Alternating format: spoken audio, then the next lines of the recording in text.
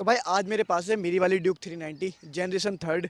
और बहुत मेरे भाई जिन्होंने ये गाड़ी ऑन करी होगी, बहुत मेरे भाई जो इस गाड़ी को ऑन करने के बारे में सोच रहे होंगे, तो उनके दिमाग में ना या बहुत लोगों ने एक मिथ फैला रखा होगा कि भाई आप केटीएम तो ले लोगे पर उसके खर्चे नहीं उठा पाओगे। तो मैंने सोचा उसी सारी चीज़ों को ध्यान में रख के इस गाड़ी के ना एक मेंटेनेंस कॉस्ट के ऊपर वीडियो बनाता हूँ, जिससे आप लोगों को अवेयरनेस फैले और आप लोगों को पता चले कि इस गाड़ी के एक्चुअल में जो मेंटेनेंस कॉस्ट है वो आती कितने की है। जिसमें मैं सर्विस हो गया, सर्विस कॉस्ट हो गई, हैंडलिंग हो गई, माइलेज हो गई और ब्रेक पैड्स हो गए, जो भी इसकी बेसिक चीज़ें हैं। क्योंकि मैं इसको तकरीबन 6 से 8 महीने हो गए ऑन करे जा रहा हूँ और पता चलता है मुझे कि इसके नॉर्मल खर्चों के अलावा, सर्विस के अलावा भी इसके अंदर ऐसे ऐसे खर्चे हैं जो डेली मर्रा की ज़िंदगी में आपको करने ही पड़ेंगे। वो आपकी जेब के पॉकेट में बहुत ज़्यादा इफेक्ट भी करते हैं। तो उन सारी चीज़ों को अगर आप पहले से ही थोड़ा प्री प्लान होकर चलोगे ना, तो आपके जो इतने भी थॉट्स हैं वो भी क्लियर रहेंगे और आपको अचानक से कोई झटका नहीं लगेगा कि यार मैं तो सर्विस कराने गया था 1500 रुपये की, सर्विस हो गई मेरी 7000 रुपये की। तो वो झटका भी नहीं लगेगा और आप पहले से प्री प्लान रहोगे तो आपको पता चल जाएगा कि ये गाड़ी आप लोगों के लिए वैल्यूएबल रहेगी या नहीं रहेगी।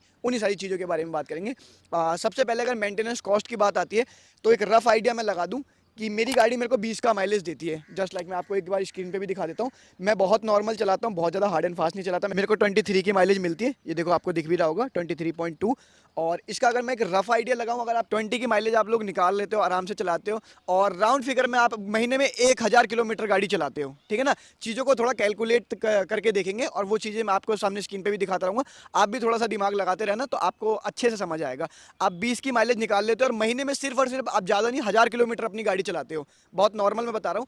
तो कहीं ना कहीं आपके जो पेट्रोल का खर्चा आने वाला है ना, सिर्फ और सिर्फ पेट्रोल का, वो आने वाला है 4500 से लेके 5000 तक के बीच में। तो इस चीज़ को भी क्लॉक कर लेना कि अगर आपकी सैलरी थोड़ी सी अच्छी है और आप अपनी सैलरी का 1% भाग या 5 या 10% भाग पेट्रोल पे लगा सकते हैं, तो ही आप उस कंडीशन में जाना इसकी तरफ। क्योंकि इस गाड़ी की माइलेज अच्छी बिल्कुल भी नहीं है और ये परफॉर्मेंस ओरिएंटेड बाइक है। माइलेज के पर्पज से कोई इसको ना लेता और ना ये इस पर्पज से बनी भी है, ठीक है ना। 4500 to 5000 के अराउंड आपके जो मंथली जो है पेट्रोल का खर्चा आने वाला है, अगर आप दिन में सिर्फ और सिर्फ नॉर्मल मतलब पूरा एक महीने में सिर्फ और सिर्फ 1000 किलोमीटर चलाते हो तो उस कंडीशन में देख लेना। अब सर्विस की भी बात कर लेते हैं, क्योंकि माइलेज की अगर बात छिड़ी है, पेट्रोल की बात छिड़ी है, क्योंकि किलोमीटर चलेंगे तो सीधी सीधी बात है कि माइलेज सर्विस भी हमें देखनी पड़ेगी। अभी तक तो आपको इसको 4 सर्विस आपको फ्री मिलेंगी, जो हर 4000 किलोमीटर पे 4500 किलोमीटर पे होती है। इसकी पहली सर्विस होती है 1000 किलोमीटर पे, जो तकरीबन आपकी कॉस्ट करेगी 1800 से 2000 के बीच में, जिसमें आपका एयर फिल्टर चेंज होगा, ऑयल फिल्टर चेंज होगा और सिर्फ इंजन ऑयल चेंज होगा और कूलेंट जो है वो टॉप अप होगा। ये फ्री वाली सर्विस बता रहा हूँ। अगर आप पेड सर्विस कराओगे तो उसके एक्स्ट्रा चार्जेस लग जाएंगे। आप 800 रुपये एक्स्ट्रा, मतलब जो क्या कहते हैं सर्विस चार्ज होता है, लेबर चार्ज जो होता है, उसको ऐड ऑन कर लेना। अभी मैं फ्री सर्विस की बता रहा हूँ। ऐसे ही 2200 की, 2200 की, 2200 की आपकी 4 सर्विसेज होंगी और वो 4 सर्विस विद इन 1 ईयर के अंदर अंदर हो जाएंगे। अगर 4 सर्विस आपकी 2500 की होती है तो 1 साल की आपकी सर्विस हो गई 10,000 रुपये। अब 10,000 रुपये हो गई आपकी सर्विस 1 साल की बता रहा हूँ। और ये सारा जो है ना, ये मैं ईयरली बताऊंगा, एनुअल बताऊंगा, तो उससे आपको अंदाजा लगेगा कि हाँ एक्चुअल में थोड़ा सा कॉस्टली है, ये सारी चीज़ें जो है वो जाने वाली हैं। ये सारी फ्री सर्विसेज का है। और पेड सर्विस कराओगे तो इसकी पेड सर्विस कहीं ना कहीं आराम से कॉस्ट करती है तकरीबन 5500 रुपये की। तो उस चीज़ को भी देख लेना भैया, क्योंकि फ्री सर्विस तो आपकी बहुत आसानी से हो जाती है, क्योंकि सिर्फ इंजन ऑयल डलता है, एयर फिल्टर डलता है एंड ऑयल फिल्टर डलता है। जब इसकी पेड सर्विस आती है ना, तब इसके अंदर बहुत सारी चीज़ें डलती हैं। जस्ट लाइक इसका कॉन्सेट हो गया, हर 10,000 किलोमीटर बाद जितनी भी ये परफॉर्मेंस ओरिएंटेड गाड़ी है, इनके कॉन्सेट में, इनके हैंडल में प्रॉब्लम आने लग जाती है। अगर आपकी गाड़ी जो हल्की सी भी गिर जाए, स्टैंड पे लगे लगे छूट गई या कहीं आपके झटके से गिर गई या आपकी किसी गलती की वजह से गिर गई, तो उस कंडीशन में इनका कॉन्सेट हो गया, इनका हैंडल बहुत जल्दी जाता है। तो और कॉन्सेट की खासियत और है ड्यूक 390 में, हर 10,000 किलोमीटर के बाद और 12,000 किलोमीटर के अंदर अंदर इसका कॉन्सेट चला जाता है, जिसकी तकरीबन कॉस्ट करेगी 1200 से 1500 के बीच में। और विद लेबर चार्ज मैं बता रहा हूँ, तो उस चीज़ को भी आप लोग देख लेना, क्योंकि ये चीज़ें ऐसी हैं जो आपकी वेयर एंड टेयर वाली है, ये आपकी डेफिनेटली ख़त्म होंगी ही होंगी, आप चाहे जितना अच्छे तरीके से चलाओ, क्योंकि इनकी भी एक लाइफ है, उसको भी देखना पड़ता है ना, वो सारी चीज़ें। अब आपके कॉन्सेट जाएंगे तो आपके ब्रेक पैड कैसे बच सकते हैं, क्योंकि 10,000 किलोमीटर मुझे नहीं लगता कोई भी ब्रेक पैड चलते होंगे। मेरी गाड़ी अभी 6,000 किलोमीटर चली है, इसके ब्रेक पैड आधे से भी आधे होने वाले हैं। इसके अंदर 4 पिस्टन कैलिपर आता है आगे वाला, तो इसके 2400 रुपये के ब्रेक पैड। अब देख लो आप कितने किलोमीटर तक इन्हें चला सकते हो। मैंने तो अभी तक 7,000 किलोमीटर इनको चला दिया जो कंपनी से आए थे। कुछ लोग इसको 3,000 भी नहीं चला पाते, कुछ लोग इसको 14,000 भी चला लेते हैं, तो वो आपके ऊपर है। पर मैं प्राइस बता देता हूँ, आगे वाले जो ब्रेक पैड्स हैं जो आपको डलवाने ही डलवाने हैं, आप इसमें कॉम्प्रोमाइज़ नहीं कर सकते। और मैं जितनी भी जो ये प्राइस वगैरह बता रहा हूँ, ये बता रहा हूँ मैं सारे के सारे केटीएम से, ये नहीं कि मैं कोई बाहर से बता रहा हूँ कि आप आफ्टर मार्केट लगाओ। क्योंकि ब्रेक एक ऐसी चीज़ है जो आपकी पूरी गाड़ी पे डिपेंड रहती है, मतलब ब्रेक पे डिपेंड रहती है पूरी की पूरी गाड़ी। और स्पेशली ड्यूक 390 जैसी गाड़ियाँ, ड्यूक 390 का ऑलवेज 200 सीसी से जितनी भी ऊपर सीसी की गाड़ियाँ हैं ना, वो सारी की सारी ब्रेक पे डिपेंड रहती हैं, क्योंकि इनके अंदर डुअल चैनल एबीएस आता है।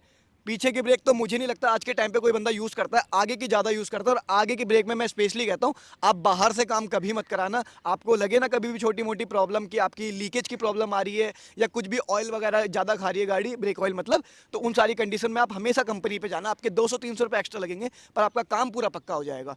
2400 रुपये के ब्रेक पैड अपने आगे वाले, और तकरीबन 1500 से 1800 के बीच में इसके पीछे वाले। हाँ भाई, एक्चुअल में कॉस्टलियर है। अब ये 3000 चलें, ये 8000 चले, या 10,000 चले, वो आपके ऊपर है। कुछ लोग पैर रख के चलाते हैं, क्योंकि मैं इसी वीडियो में साथ साथ थोड़ी बहुत टिप्स भी दे रहा हूँ, तो आप देखते रहना। अगर आप थोड़ा सा क्लच पकड़ के चलाते हैं, आप थोड़ा सा ब्रेक पे पैर रख के चलाते हैं, आप ज़्यादा स्पीड वगैरह करते हैं, तो आपके ब्रेक पैड नहीं बचने वाले, ना ज़्यादा कंडीशन में वो चलेंगे। मतलब 3000-4000 किलोमीटर के बाद वो रद्दी ही हो जाएंगे।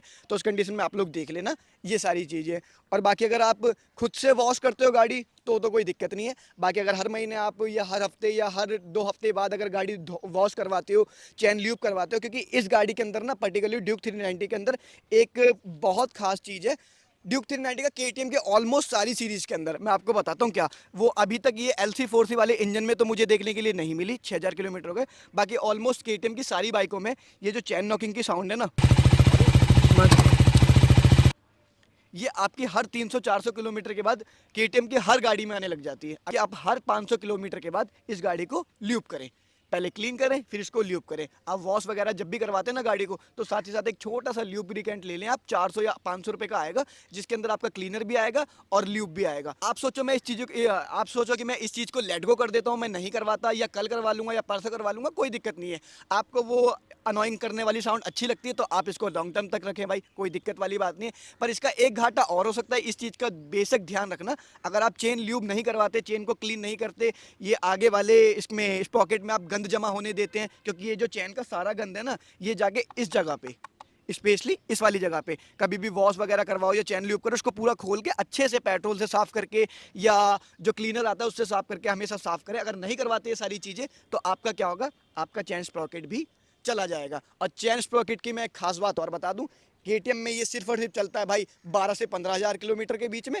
आप मान लो 1 साल के बाद आपका ये खत्म होना ही होना है, या हर 10,000 किलोमीटर के बाद इसमें दिक्कतें आने ही लग जाएंगी। अगर आप सही से साफ वगैरह नहीं करते तो और जल्दी खत्म हो जाएगा।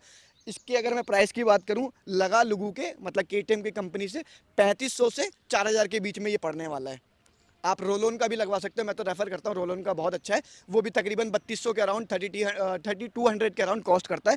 तो वो चीज़ें भी देख लेना, अगर आप बाहर से लगवाओगे तो भी वो कहीं ना कहीं सेम कॉस्ट करता है। और कंपनी वाले भी आई थिंक ये रोलोन का ही लगा के देते हैं केटीएम के अंदर, तो वो एक चीज़ अच्छी है। तो चेन को अगर आपको लॉन्ग टर्म तक चलाना है, चेन स्प्रॉकेट को अगर लॉन्ग टर्म तक चलाना है, तो आपको ये कंडीशन तो अप्लाई करनी ही पड़ेंगी। वो चीज़ें आप लोग देख लेना। और मैं तो चाहता हूँ आप लोग अच्छे से रखें गाड़ियों को, थोड़ा बाइक एंथुसियास्ट बने, कार वालों को भी दिखाएं कि हाँ यार, आज के टाइम पे जो बाइक लवर है वो एक्चुअल में बाइक लवर है, कोई छपरी बना नहीं करते। क्योंकि ऐसी गाड़ियों के साथ ना छपरी टैग बहुत जल्दी जुड़ जाता है, तो मैं नहीं चाहता इन गाड़ियों का नाम खराब हो। तो ये तो रहे भाई चैन स्प्रॉकेट और इनकी बेसिक चीज़ों की बात, वेयर एंड टेयर वाली चीज़ों के साथ। अब 2 चीज़ें ऐसी हैं जो कंपलसरी हैं। जस्ट लाइक पहले ब्रेकिंग तो मैंने बता ही दिया था, वो कंपलसरी है कि आपको ब्रेकिंग से तो कॉम्प्रोमाइज़ करनी ही नहीं है। साथ ही साथ इन गाड़ियों के अंदर ना क्या है, इंजन बहुत बड़ा है, पावर बहुत ज़्यादा है, तो इनके जो टायर है ना, आप इनसे कॉम्प्रोमाइज़ नहीं कर सकते। देखो इसके अंदर मैटजिलर के टायर हैं, मैं आपको दिखाता हूँ, सिर्फ 7,000 चले हैं, और कंडीशन देखो कैसे ख़त्म होने को हो गए। आगे तो फिर भी ठीक है, आगे का फिर भी ठीक है। जस्ट लाइक आप ये पीछे वाला देखो, ये देखो बचा हुआ है, हालांकि थोड़ा 2,000 किलोमीटर चल जाएगा। तो ये 9 से 10,000 किलोमीटर ही चलते हैं, ज़्यादा नहीं चलते, क्योंकि ये ना लो प्रोफाइल टायर होते हैं। रोड पे अगर आप ज़्यादा भगाओगे ना, तो इनकी रबड़ घिसती चली जाएगी, ये गंजे होते चले जाएंगे, और एक कंडीशन के बाद आपकी ये ग्रिप देना बंद कर देंगे। अब इसकी मैं प्राइस की बात कर लेता हूँ। देखो मैं ना 3 टायर प्रेफर करता हूँ आपको, मिशलिन रोड पायलट 5 हो गए, अपोलो अल्फा H1 हो गए, या आप इन दोनों ही चीज़ों की तरफ नहीं जाना चाहते, आपने इनका एक्सपीरियंस कभी नहीं लिया, ना लेना चाहते, तो आप मैटजिलर के ही लगवाएं। और इन तीनों ही टायर की तकरीबन जो कॉस्ट है आसपास ही आएगी, 10,000 से 15,000 रुपये के बीच बीच में आपके ये दोनों ही टायर का पेयर डल जाएगा। और जो अपोलो अल्फा H1 है वो तो और सस्ते डल जाएंगे, 10,500 के आसपास आपके लग लुगा के पूरे पड़ेंगे, और मैटजिलर भी 10,500 के पड़ेंगे। पर जो मिशलिन रोड पायलट 5 है वो थोड़े से महंगे कॉस्ट कर सकते हैं, वो 15 से 16,000 रुपये के बीच में भी जा सकते हैं। पर उनका जो फीडबैक है ना इन दोनों टायरों से बहुत अच्छा हो जाएगा। पर एक कंडीशन ये है कि वो भी 10,000 किलोमीटर ही चलेगा, वो भी बहुत ज़्यादा नहीं चलने वाला। ठीक है, ये सारी चीज़ें रही टायर वगैरह की। अब मैं इंश्योरेंस की बात कर लेता हूँ। इंश्योरेंस एक ऐसी चीज़ है ना जो आज के टाइम पे मैंडेटरी कर दिया, हाँ नेसेसरी है। अब कंपनी क्या है ना 5 साल का आपको वैलिड इंश्योरेंस देती है ताकि आपका चलान वगैरह भी ना कटे और आप अपना एक सेफर साइड चलते रहें। 4 साल का आपको कंपनी थर्ड पार्टी इंश्योरेंस देती है, 1 साल का आपका देती है फर्स्ट पार्टी। अब फर्स्ट पार्टी की प्राइस की अगर मैं बात करूँ कॉस्ट की, तो इन गाड़ियों का पड़ता है तकरीबन 3500 से लेकर 4,000 रुपये के बीच में। अब उसमें क्या होता है मैं बता देता हूँ, छोटी बेसिक सी चीज़ है। अगर आपकी गाड़ी गिर जाती है, चोरी हो जाती है या किसी कारणवश आपकी गाड़ी जल जाती है, तो उस सारी कंडीशन में आपको पूरा क्लेम जो है वो कंपनी देती है। आपको कुछ भी नहीं देना पड़ता, सिर्फ और सिर्फ फाइल चार्ज देना पड़ता है, जो आपका पड़ता है 500 से 700 रुपये। पर जो थर्ड पार्टी का इंश्योरेंस होता है उसमें आपको कुछ भी नहीं मिलता। बस अगर आप एक सेफर साइड कह सकते हो कि इंडिया, दिल्ली में या चंडीगढ़ में या पूरे इंडिया में सिर्फ और सिर्फ आप चलान से बच सकते हो थर्ड पार्टी इंश्योरेंस से, और उसका ऐसा कोई बहुत ज़्यादा यूज़ नहीं है। तो अगर आप हर 1 साल बाद इस इंश्योरेंस को रिन्यू कराते हो, फर्स्ट पार्टी करवाते हो थर्ड पार्टी से, तो आपकी जो कॉस्ट बैठेगी वो बैठेगी 3500 से 4800 रुपये के बीच में। और आपको, मैं तो चाहता हूँ कि इन गाड़ियों जो मतलब जो भी बड़ी सीसी की गाड़ी है, आप इनमें थोड़ा सा सेफर साइड चलें कि सामने वाले को भी अगर आप दुर्घटना होती है या आप भी कभी वगैरह गाड़ी से गिरते हो तो आपकी जेब पे ज़्यादा इफेक्ट ना पड़े। आप थोड़ा सेफर साइड होकर चलें, बजट का भी थोड़ा सा इशू रहता है लोगों को, तो वो भी चीज़ कवर हो जाएगी। और इसके अंदर मतलब इस इंश्योरेंस के अंदर आपकी सारी चीज़ आती है इंजन को छोड़ के।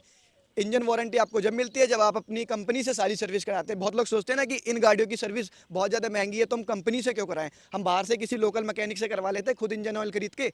तो उस कंडीशन में क्या होता है, जब आपको 3 साल या 5 साल की इंजन वारंटी मिलती है ना, वो नहीं मिलने वाली, क्योंकि इनका इंजन बनता है कम से कम 60,000 रुपये का, 70,000 रुपये का। तो वो चीज़ें देख लेना। आप 200-300 रुपये बचाने के चक्कर में मोटी रकम को जो है वो दाव पे लगा रहे हो। तो वो सारी चीज़ों को भी देख के चलना इन सारी कंडीशनों के बीच में। ठीक है, तो ये सारी चीज़ें जो मैंने बताई, इंश्योरेंस हो गया, टायर हो गया, इसके ब्रेक हो गए, इसकी सर्विस हो गई, इसकी माइलेज का पेट्रोल का, जितना भी सारा कंडीशन हो गई, ये सारी चीज़ें ऐसी हैं कि आपको हमेशा करवानी ही पड़ेंगे। आप इसमें ऑप्शनल लेके नहीं चल सकते कि मैं आज नहीं डलवाता पेट्रोल तो आज गाड़ी चला लेता हूँ, या आज मैं इंश्योरेंस नहीं करवाता, क्योंकि ये सारी चीज़ें आपके ऊपर इफेक्ट करेंगी, वो भी डबल। अगर आपने जैसे टायर को आपने नहीं डलवाया 10,000 किलोमीटर बाद, या जब इसके टायर खत्म होगा आपने नहीं डलवाया, तो किसी कारणवश आप इस टायर को या गाड़ी को लेके गिर गए ना, तो आपका डबल खर्चा होगा। फिर आप टायर डलवाओगे तो आपको बहुत ज़्यादा अनॉय लगेगा कि यार मैंने अगर पहले ही डलवाया होता। तो वो चीज़ें नहीं फेस करने के लिए मिलती जो आज के टाइम पे मिल रही हैं। बाकी इन गाड़ियों में ऐसा को, और आप एक चीज़ मैं और बता दूं, कोई भी नई गाड़ी लेते हैं ना तो पूरी गाड़ी पे पीपीएफ करवा के रखे, ज़्यादा की नहीं होती, तकरीबन 2,000-2,300 रुपये की होती है। कि अगर आप अपनी गाड़ी को बेचने भी जा रहे हो या कभी आपकी गाड़ी फॉल भी हो जाती है, तो जितने भी स्क्रैचेस हैं ना वो सारे के सारे पन्नी के ऊपर पड़ते हैं, पीपीएफ के ऊपर पड़ते हैं, आपकी गाड़ी पे नहीं पड़ते। तो आफ्टर सेल भी आपको गाड़ी की बहुत ज़्यादा अच्छी मिल जाती है। इंजन तो आपका जब आप टाइम टू टाइम सर्विस कराओगे वो तो रिलायबल रहेगा ही रहेगा। और बस यही बेसिक चीज़ें हैं जो आपको थोड़ी बहुत जान लेनी चाहिए। मैं एक वीडियो के एंड में एक चीज़ें और ऐड कर देता हूँ। अगर आप इस गाड़ी से माइलेज निकालना चाहते हो ना, तो मैं 3 चीज़ें बताता हूँ। आप 3 चीज़ें थोड़ा सा ट्राई करके देखना, 1 हफ्ते आपको शायद जो माइलेज है वो अच्छी मिल जाए। मैं तो अभी 23 की निकाल रहा हूँ इससे माइलेज। अगर जो लोग कम माइलेज निकालते हैं वो इससे आराम से 28 तक की माइलेज निकाल पाएंगे। जस्ट लाइक आप क्लच पे हाथ रख के ना चलाएं, पहली कंडीशन, क्योंकि इसमें क्या है ना, इंजन थोड़ा बहुत दबता है, तो वहाँ पे गाड़ी की जो पावर पूरी खुल के आनी चाहिए ना, वो आ नहीं पाती है। और दूसरे कंडीशन में आप कभी भी ना ब्रेक पे पैर रख के ना चलाएं, पीछे वाले ब्रेक पे या आगे वाले ब्रेक पे। उस कंडीशन में भी गाड़ी लोड पूरा ले रही है, पर कहीं ना कहीं उसको वो थोड़ा सा दबाव महसूस हो रहा है, तो जिस वजह से पेट्रोल तो पूरा कंज्यूम हो रहा है पर गाड़ी खुल के नहीं चल पा रही है। तीसरी चीज़, आप कभी भी ना हाई आरपीएम पे ना जाएं, एकदम झटके झटके से। जहाँ पे आपको नीड लगे वहाँ पे जाके फिर आप नॉर्मल सिंपली किसी भी स्पीड में, मतलब हमेशा प्लस गियर में चलाएं, मेरा कहने का मतलब है। जहाँ पे तीसरे गियर की नीड है वहाँ पे आप चौथे गियर को डाल के चलाएं, तो आपके आरपीएम जो है वैसे नीचे जाएंगे। आप हाई आरपीएम पे नहीं चलेंगे तो आपको आसानी से अच्छी माइलेज मिलेगी। और एक चीज़ और है, कभी भी इस गाड़ी में नॉर्मल पेट्रोल ना डलवाएं, हमेशा पावर वाला डलवाएं, तो आपकी परफॉर्मेंस और माइलेज दोनों अच्छी आएगी। और बस यही कुछ वीडियो थी, और होप सो आपको वीडियो अच्छी लगेगी। और वीडियो अच्छी लगे तो please do like and subscribe. मिलता है किसी नेक्स्ट ब्लॉग में, टिल देन बाय बाय।